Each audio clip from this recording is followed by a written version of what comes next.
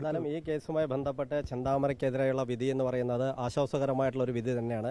ഇതിൽ പത്രമാധ്യമങ്ങളെല്ലാം ഇത് ഇരട്ട ജീവപര്യന്തം എന്ന് വ്യാഖ്യാനിക്കുന്നുണ്ടെങ്കിലും കോടതി ആകെ ഇതിൽ ശിക്ഷാ കാലാവധി പറഞ്ഞിരിക്കുന്നത് simple imprisonment in 302 302 life imprisonment മാത്രമേ പറഞ്ഞിട്ടുള്ളൂ. ഇരട്ട ജീവപര്യന്തം ഈ കേസിലില്ല.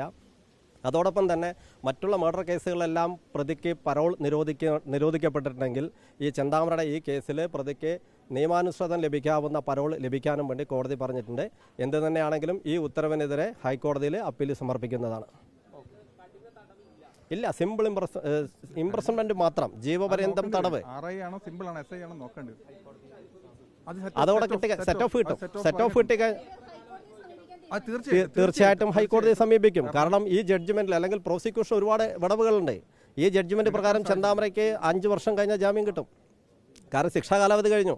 14 വർഷം ലൈഫ് ഇംപ്രസൺമെന്റ് കിട്ടിക്കഴിഞ്ഞാൽ അതിൽ അയാളെ സംബന്ധിച്ച് ഈ 14 വർഷത്തെ ശിക്ഷാ കാലാവധിയിൽ അയാൾ ജയിലിൽ കിടന്ന കാലാവധി സെറ്റ് ഓഫ് കഴിച്ചു കഴിഞ്ഞാൽ എല്ലാം കൺകറന്റ്ലി അല്ലേ 3 വകുപ്പില്, അതായത് 3 വകുപ്പിൽ പറഞ്ഞിരിക്കുന്നത്. ഒന്ന് 302, രണ്ടാമത്തെ വകുപ്പ് 201, അതായത്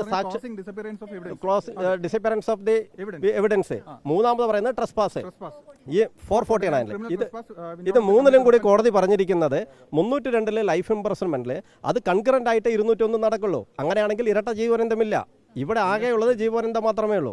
അപ്പോൾ 2 വകുപ്പുകൾക്ക് അല്ല, കൺകറന്റ് ആയിട്ടാണ്. അത് നിയമത്തിലല്ലേ പറയുന്നത്, ഒരുമിച്ച് അനുഭവിച്ചാൽ മതിയല്ലോ. അങ്ങനെ ഒരു ജീവപര്യന്തം ഇല്ലല്ലോ. ജീവപര്യന്തം കൺകറന്റ് ആയിട്ട് ഇംപ്രസൺമെന്റ് നടക്കുമ്പോൾ ഒരു ജീവപര്യന്തമല്ലോ. അങ്ങനെയാണ് നിയമമെങ്കിലും അത് കോടതിയല്ലേ തീരുമാനിക്കുന്നത്. അങ്ങനെ ഇവിടെ ടൈം ബാർ ചെയ്തിട്ടോ അല്ലെങ്കിൽ വർഷം നിശ്ചയിച്ചുകൊണ്ടോ ഒരു വിധിയില്ല.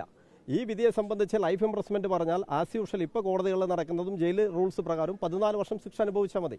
ആ 14 വർഷത്തിലെ കാലാവധിയിലും ഇയാൾക്ക് കോടതി ഓൾറെഡി പരോളും കൂടി അനുവദിച്ച സ്ഥിതിക്ക് ഇയാൾക്ക് എപ്പോൾ വേണമെങ്കിലും റിലീസാവാം.